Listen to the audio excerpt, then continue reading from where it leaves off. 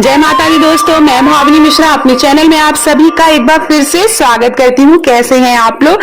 ऋषि पंचमी का व्रत है तो ऋषि पंचमी की व्रत कथा मैं शेयर करने जा रही हूँ। 3 कथाएं मैं आपसे कहूंगी। तो पहली कथा शुरू करते हैं। तो सबसे पहले हाथ में अक्षत और फूल ले लें और सभी ऋषियों को प्रणाम करते हुए कथा सुनेंगे। तो प्रथम कथा मैं आपसे सुनाने जा रही हूँ। सतयुग में विदर्भ नगरी में श्रेयंजित नामक राजा हुए थे। वह ऋषियों के समान थे। उन्हीं के राज में एक कृषक सुमित्र था।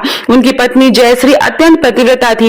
एक समय वर्षा ऋतु में जब उनकी पत्नी खेती के कामों में लगी हुई थी तो वह रजस्वला हो गई। उसको रजस्वला होने का पता लग गया, फिर भी वह घर के कामों में लगी रही। कुछ समय बाद दोनों स्त्री पुरुष अपनी अपनी आयु भोग कर मृत्यु को प्राप्त हुए।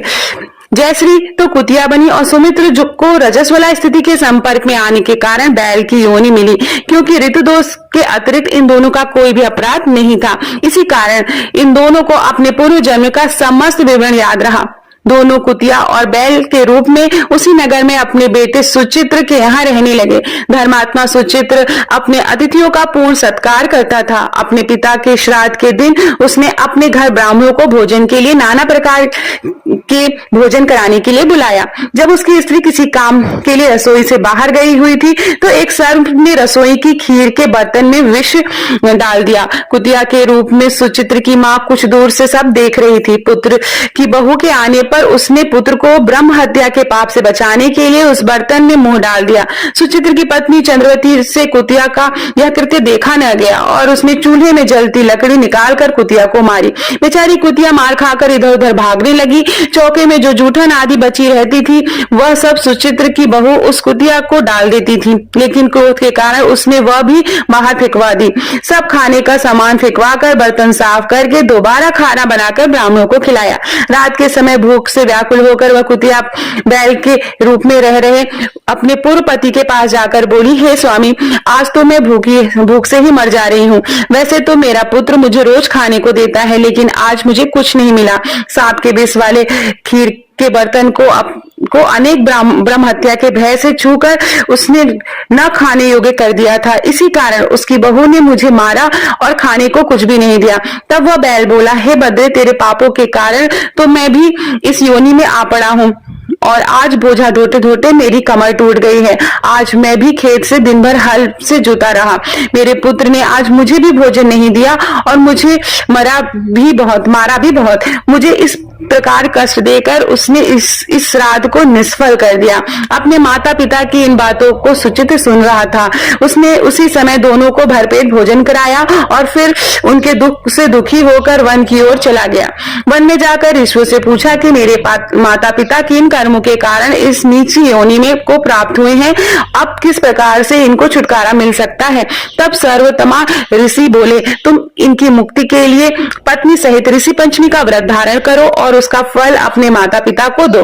भाद्रपद महीने के शुक्ल पक्ष की पंचमी तिथि को मुख शुद्ध करके मध्याह्न में नदी के पवित्र जल से स्नान करना और नए रेशमी कपड़े पहनकर अरुधंती सहित सप्त ऋषियों का पूजन करना। इतना सुनकर सुचित अपने घर लौट आया और अपनी पत्नी सहित विधि विधान से पूजन व्रत किया। उसके पुण्य से माता पिता दोनों पशु योनि से छूट गए। इसलिए जो महिला श्रद्धा पूर्वक ऋषि पंचमी का व्रत करती है वह समस्त सांसारिक सुखों को भोग कर वैकुंठ को जाती है। तो सभी ऋषियों को प्रणाम करते हुए फूल से हाथ में जो फूल अक्षत लिया था वो डाल दीजिए ऋषियों के सामने और पुनः हाथ में फूल और अक्षत लीजिए। सभी ऋषियों को प्रणाम कीजिए। दूसरी कथा सुनाने जा रही हूँ। विदर्भ देश में उत्तक नामक एक सदाचारी ब्राह्मण रहता था। उसकी पत्नी बड़ी पतिव्रता थी जिसका नाम सुशीला था। उस ब्राह्मण के एक पुत्र था और एक दूसरी पुत्री, 2 संतान थी। विवाह योग्य होने पर उसने समान कुलशील वर के 7 कन्या का विवाह कर दिया। देवयोग से कुछ दिनों बाद वह विधवा हो गई। दुखी ब्राह्मण दंपति कन्या सहित गंगा तट पर कुटिया बनाकर रहने लगे।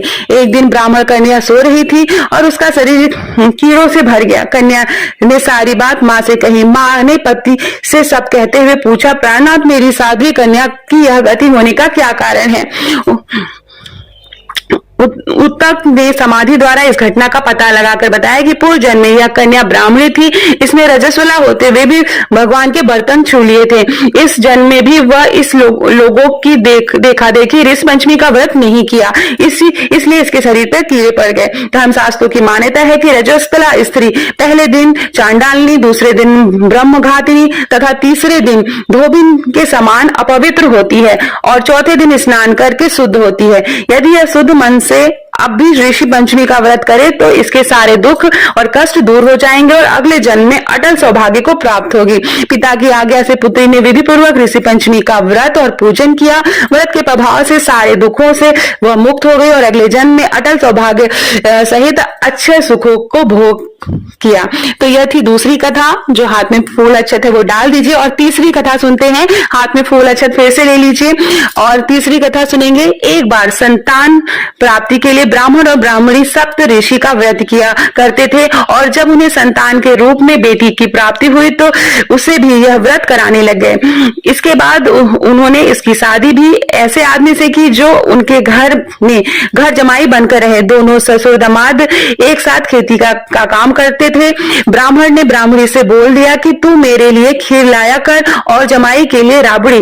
ब्राह्मणी भी ऐसा ही करने लगी। जब एक दिन ब्राह्मण को काम की वजह से बाहर जाना पड़ा तो ब्राह्मणी खाना लेकर आई और जमाई से बोली कि एक हांडी में खाना आपके ससुर का है और दूसरी में आपका। यह सुन जमाई ने सोचा कि ऐसा ससुर के लिए क्या लाई है, तो बात बोल के गई कि यह आपका और यह ससुर का है। जमाई ने ससुर की हांडी खोलकर देखी तो खीर को देखकर उसका मन ललचाने लगा और उसने खीर खा ली। जब ब्राह्मण आया तो उसे ने पाया कि खीर जमाई ने खा ली है तो उसने गुस्से में आकर कुल्हाड़ी से जमाई के 7 टुकड़े कर दिए और उन्हें 7 अलग जगह पर छिपा दिया। ब्राह्मण की बेटी का पति 3 दिन तक घर नहीं आया तो सप्त ऋषियों ने सोचा कि इसका व्रत खुलवाना जरूरी है। इसलिए उसने 7 अलग अलग जानवरों का वेश बनाया और उसके टुकड़े को ढूंढ उसे जीवित किया और उसे बता भी दिया कि तुम्हें अपना सास ससुर के साथ नहीं रहना चाहिए। और उसने ऐसा ही किया। वह अपने सास ससुर से अलग रहने लग गए। ये सब उसकी पत्नी के व्रत करने के प्रताप से संभव हो सका। वह जो पुनः जीवित हो गया वह उसकी पत्नी के व्रत के प्रताप से संभव हो सका। तो ये थी ऋषि पंचमी व्रत की 3 कथाएं। ये तीनों कथाएं सुनना बहुत ही अनिवार्य है। पूजा के समय आरती से पहले ये कथाएं आप जरूर सुने और जो हाथों में पुष्प और अक्षत है उसे भगवान को और ऋषियों को अर्पित कर दें। और इस तरह के वीडियो मैं बनाती रहती हूँ। आशा करती हूँ आपको मेरा वीडियो पसंद आया होगा। अगर मेरा वीडियो पसंद आया हो तो प्लीज़ मेरे चैनल को सब्सक्राइब कर लीजिएगा। कमेंट बॉक्स में ज़रूर बताइएगा कि वीडियो कैसा लगा। इसी तरह 30 त्योहार के वीडियो मैं बनाती रहती हूँ और मेरे चैनल पर आप जाके देख सकते हैं। सारे वीडियोस की जानकारी आपको मिल जाएगी। तो बहुत बहुत धन्यवाद।